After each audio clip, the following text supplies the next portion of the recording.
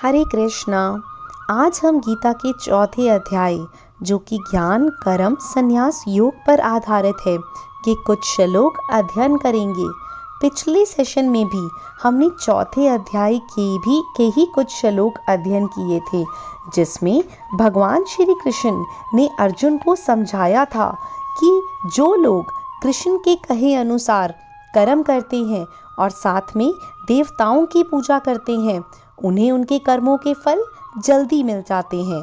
सच्चे मन से सिर्फ कर्म करना, कर्म करते हुए फल की इच्छा ना रखना और देवता और ईश्वर को याद रखना, ऐसा करने से फल जल्दी भी मिलता है और अच्छा भी मिलता है।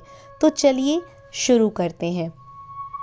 त्वमेव माता च पिता त्वमेव बन्धुश्च सखा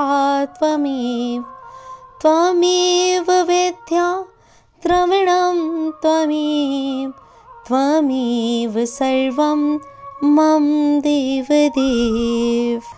श्री भगवान उवाच चतुर्वर्ण्यं मया सृष्टं गुणकर्म विभागशः तस्य कर्तारमपि मां विद्य कर्तारमव्ययम्।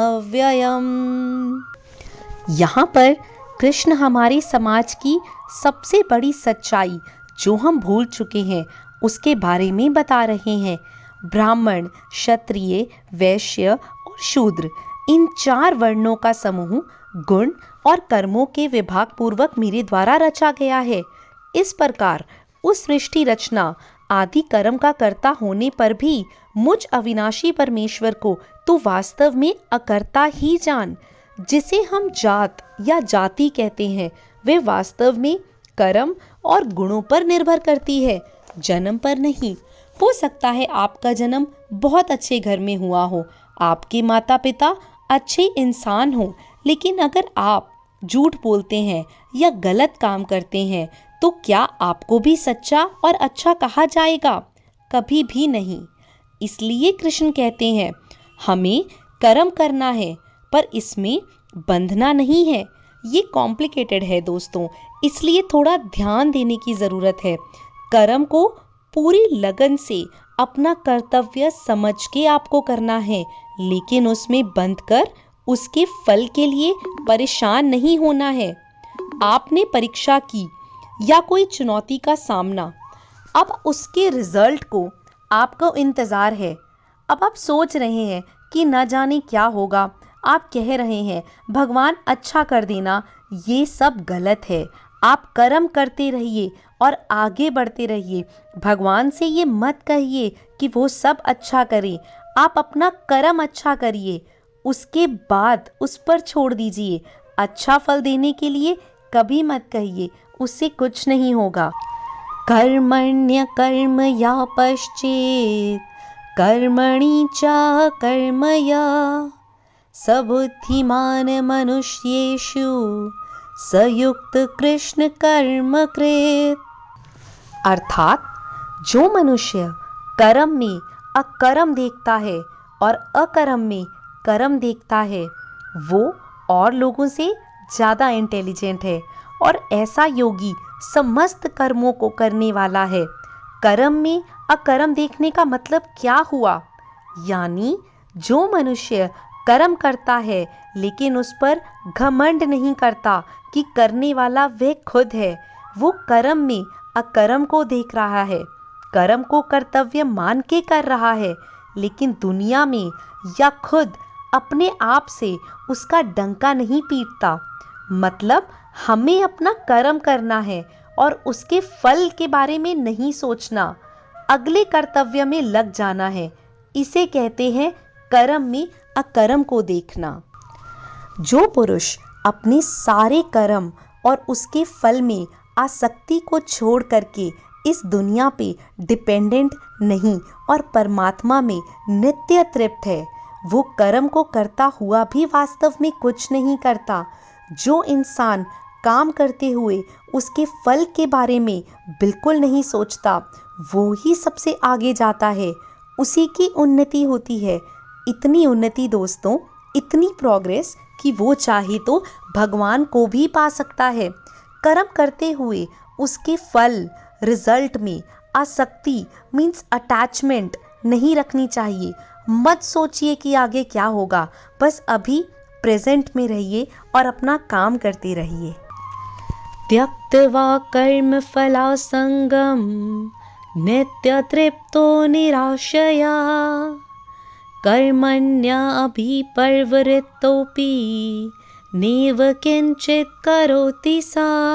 अर्थात जिसको बिना मांगे जो मिले वे उसी में संतुष्ट रहे और जिसे दूसरों से जलन नहीं होती, जो सुख दुख आदि द्वंद्वों से छूट चुका है, ऐसा सिद्धि और असिद्धि में रहने वाला कर्म योगी कर्म करते हुए भी उनसे नहीं बंधता। कृष्ण कर्म योगी की डेफिनेशन समझा रहे हैं कि योगी को जो भी बिना इच्छा के मिल जाता है वो उसी में संतुष्ट रहता है, जो किसी से जलन नहीं रखता। उसके पास मुझसे ज़्यादा पैसा है या शौहरत है या नाम है, जो हार या जीत, सुख या दुख, इन सब में एक जैसा महसूस करता है, वही असली कर्म योगी है। कर्म योगी को अपनी देह अपने शरीर पर भी घमंड नहीं रहता। वह अपने मन में ममता या मोह को नहीं आने देता। ऐसे योगियों के मन में सिर्फ परमात्मा का ज्ञान होता है। ऐसा करने वाले लोग ही मोक्ष को प्राप्त होते हैं। ऐसा करना बहुत कठिन होता है पर असंभव बिल्कुल नहीं होता। ऐसे लोगों को ही कर्म योगी कहा जाता है। आग में कुछ भी डालो वो जल के भस्म हो जाता है।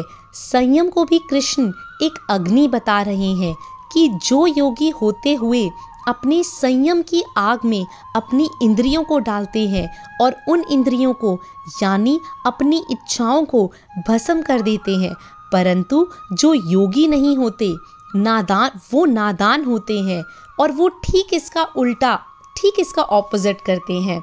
वे अपना सब कुछ इन इंद्रियों में भस्म कर देते हैं। किसी ने कुछ कहा जिससे आपको गुस्सा आ गया या किसी को देख आपके मन में जलन हुई कि उसकी कार मेरी कार से बड़ी कैसे, वगैरह वगैरह। बस इसी तरह की बातों में नादान लोग खुद को जला डालते हैं। अपनी इंद्रियों को वश में करने का सबसे बड़ा तरीका है ज्ञान। ज्ञान से ही योगी लोग अपने मन को नियंत्रण में लाते हैं। जब भी कोई बुरा विचार आता है तो उस समय उनका ज्ञान ही उन्हें बताता है कि उनके जीवन का लक्ष्य ये नहीं कुछ और है। हर काम के दो पहलू होते हैं। उसे करते हुए आपको पता होता है कि क्या सही है और क्या गलत, तब ज्ञान ही आपको सही रास्ता चुनने के लिए कहता है। कृष्ण हमें गीता के माध्यम से यही ज्ञान दे रहे हैं। तो चलिए अब बस कुछ चंद शब्दों के साथ मैं आज भगवत गीता को विश्राम देती हूँ। तेरा होकर भी तुझको सर झुकाना भूल जाता हूँ, क्षमा करना प्यारे तेरी महफिल में आना भूल जाता हूँ। तेरा होकर भी तुझको सर झुकाना भूल जाता हूँ, क्षमा करना प्यारे तेरी महफिल में आना भूल जाता हूँ। और शिकायत रोज़ करता हूँ तू मिलता नहीं मुझको, मगर खुद को तेरे काबिल बनाना भूल जाता हूँ, खुद को तेरे काबिल बनाना भूल जाता हूँ। जय श्री कृष्णा, जय श्री राधे।